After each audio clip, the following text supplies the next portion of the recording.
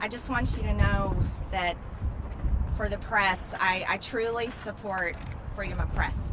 I think it's one of the things that makes our country so great.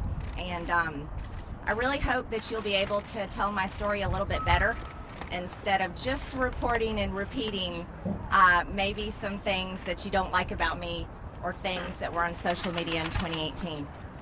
You see, the reason why I ran for Congress is because I really don't respect what our government has become.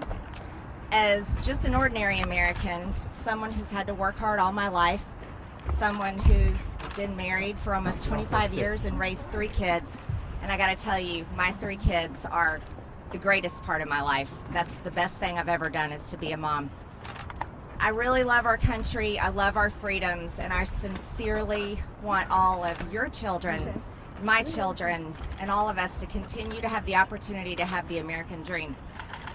But our government is failing us. You see, we're approaching nearly $30 trillion in debt. As a successful business owner for over 20 years, if I ran my company the way this government runs and spends and wastes and puts us in debt with our own hard-earned tax dollars, I'd be out of business a long time ago and we'd be homeless on the streets. But it's much worse than that. For decades now, this government has sold out our American worker, sent our jobs overseas to foreign countries. We've opened our borders wide open to be flooded with illegals coming into our country. Think about Kate Steinle, who was murdered on a pier in California. She died in her father's arms. Krisha Odette, her father served our country 4 tours in the Middle East, protecting our freedoms. When he came back home, his daughter was killed by an illegal alien in Texas.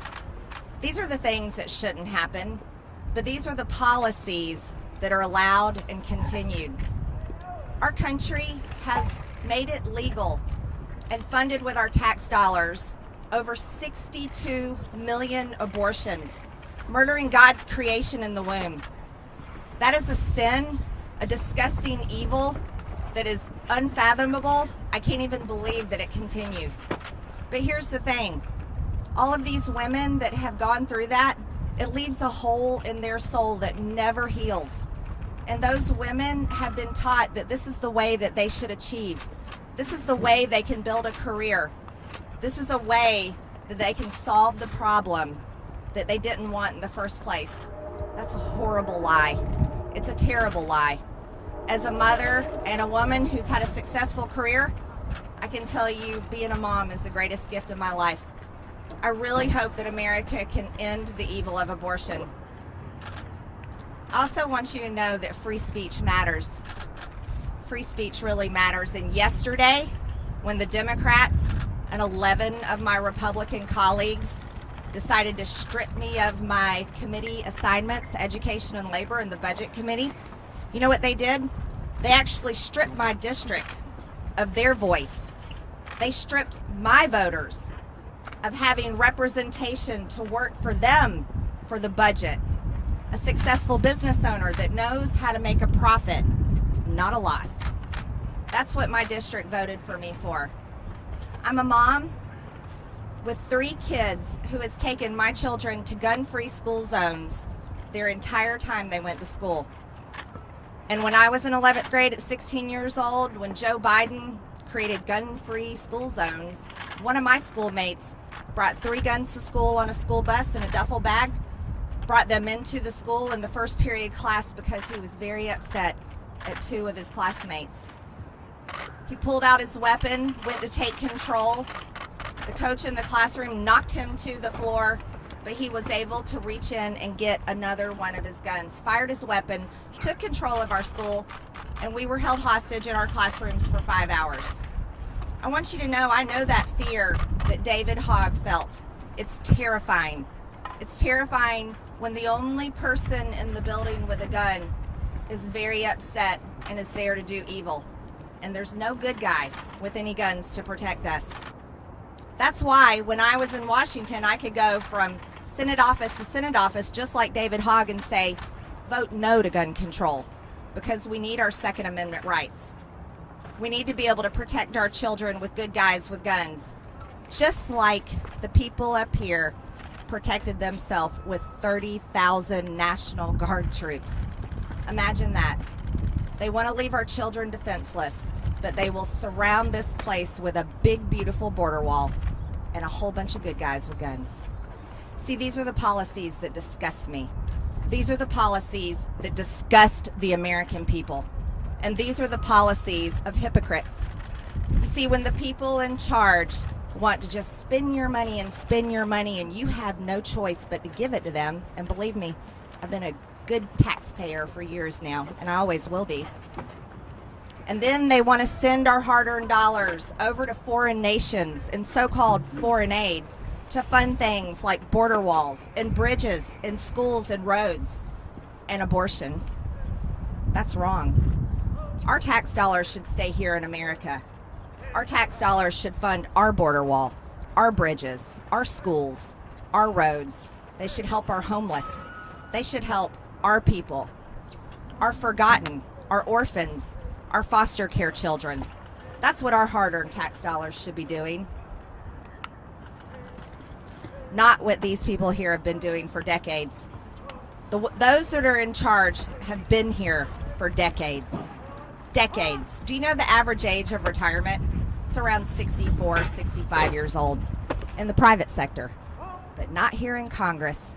They cling to power as long as they can because apparently it's addictive and they can't give it up. This is something that I just can't tolerate. I can't take it, and the American people are so sick of it. You see, a record number of Americans voted for President Trump. Record number of Republicans voted for President Trump. Do you want to know why? It's because they loved his policies. They loved his fight.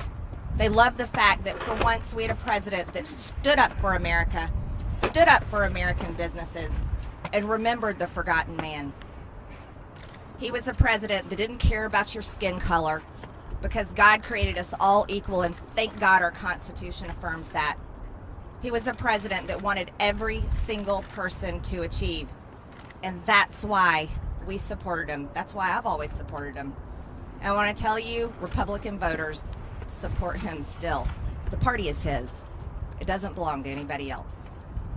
This impeachment trial that's going to happen next week is a circus. It's a circus that allows media companies to get lots of clicks, lots of views, and sell ad dollars. And you know what? That's pretty disgusting too.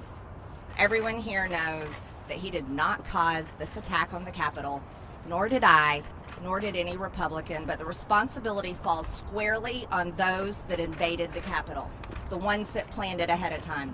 Those are the people that should be held accountable. I was in the chamber, unlike AOC, Representative Ocasio-Cortez, that faked her outrage with another hoax. Just another hoax that gets shared everywhere.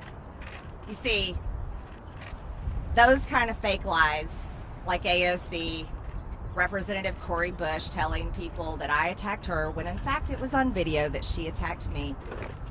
This is the kind of fake outrage that is dividing our Congress, along with the fake outrage on the news every single day that's dividing our people. You know what the media does, and you guys are great at it. And I'm telling you this because I want to like you. But you're doing a really good job at addicting our nation to hate. Teaching people to hate people like me, President Trump, and then on the right it's the same way. Teaching people to hate AOC, Ilhan Omar, Nancy Pelosi. See, it goes both ways, doesn't it? But teaching people to hate and addicting them to it is killing our country. It's causing people to no longer be friends, families to no longer talk to each other, even husband and wives getting divorced, parents not talking to their children, and the other way around. I think that's terrible, and it's shameful. When you have such a platform as you have, what do you want your legacy to be? Do you want your legacy to be the platform that destroyed our nation and caused our people to hate one another? Or would you rather be a platform that told the truth because you're given the great gift, the freedom of press, so that you can tell the truth